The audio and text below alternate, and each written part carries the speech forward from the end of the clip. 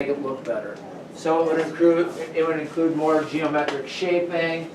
The definition I printed for you says more color, more shaping. In other words, making it more interesting looking. How many of you went to the Metrodome when that used to exist? Blue seats and concrete, as sterile as you can get. What does the target field look like? Lots of bricks, Limestone. different color bricks, trees, limestones, all kinds of different intricate geometric stuff. Not sterile. That's postmodern. Okay. Got it? Beaux Arts and City Beautiful are kind of restoring classic in the new, like some Greek kind of stuff and some pillars kind of stuff. Those are the definitions of them there. I've not seen questions on either Beaux Arts or City Beautiful to know what to point you to in understanding those. So I would study for your test NIMBYism, revitalization, gentrification, commercialization. When I review the test tomorrow, or while you are all doing your stuff, if I see anything else on there, I'll either take it out or point it out to you as we go. All right, I got bad news for you. This really cool 6.5 minute clip isn't on YouTube anymore. Because of copyright? It says that the producer of this account is no longer authorized. So probably. What's that? It's not on Netflix. Mr. Sagan doesn't have it. Oh, it's on Netflix. It's on what? So, you don't need to see the clip to get slums. I can help you with that. So I do have a slum video. If I could get you to,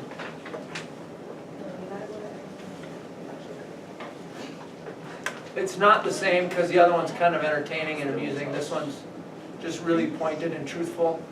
Come on.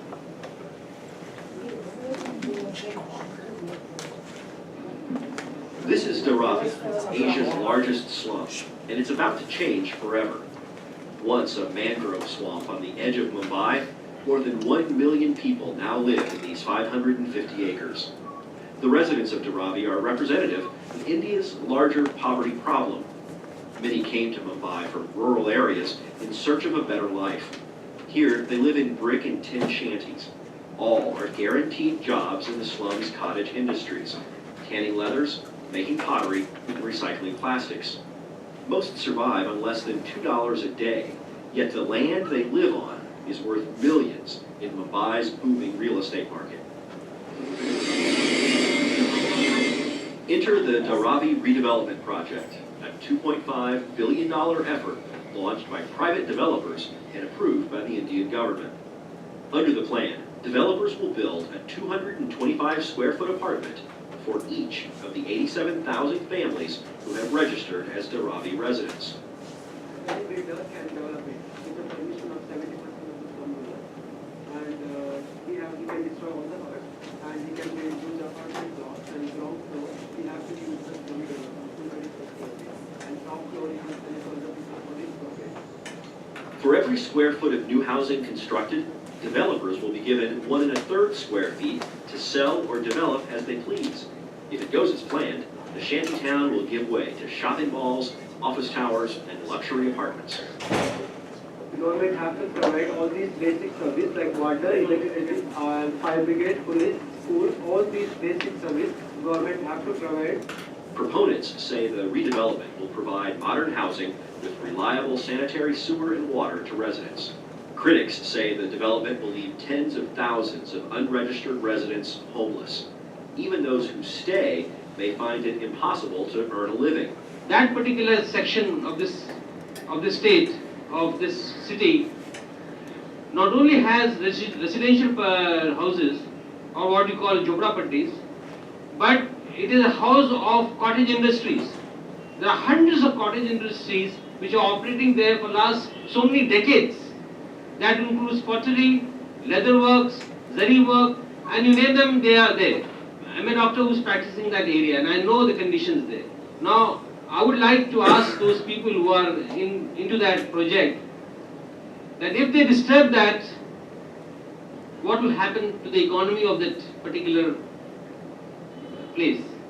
Clay comes from the small villages on rice paddy. They bring it here and they collect it, they make the pots and they dry it in the sun. When it becomes completely dry, they keep in the kiln, that's kiln you can see.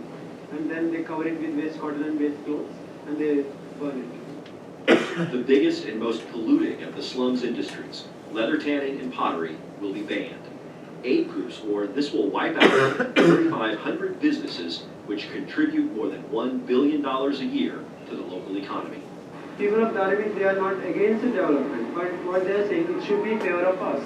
You know, do the development, but do something for us.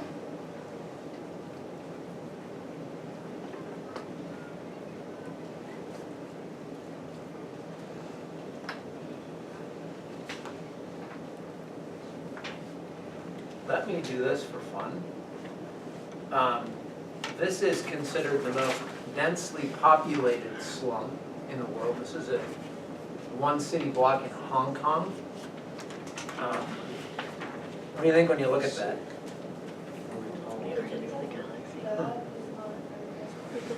How do you get from the ground to your pad?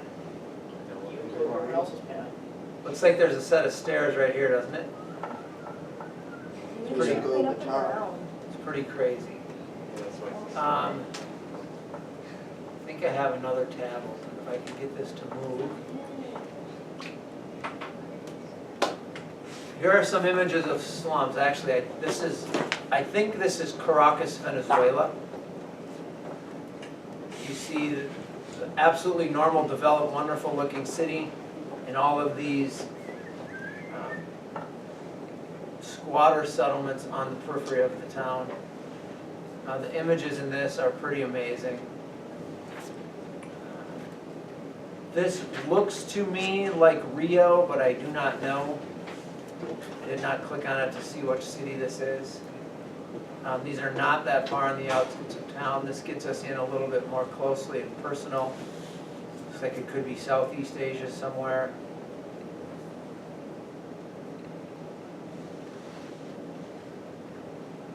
Judging by the size of this and the valley that it's in, it could be Mexico City. Here you see runoff.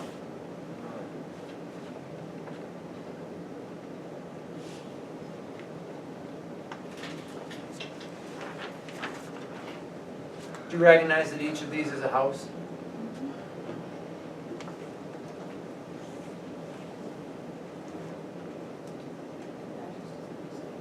Pardon? It does not look safe. Imagine a fire in one of these neighborhoods.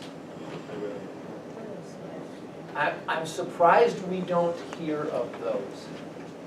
Because, you know, one person's burning a fire to stay warm at night and they catch.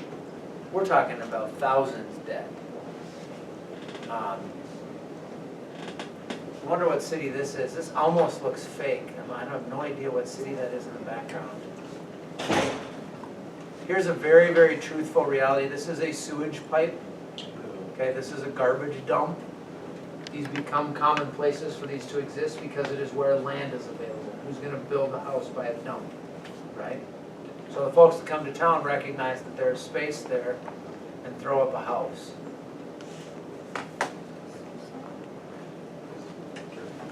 They don't know that I can shock you anymore. The reality of these is pretty apparent in all of these images. Yes?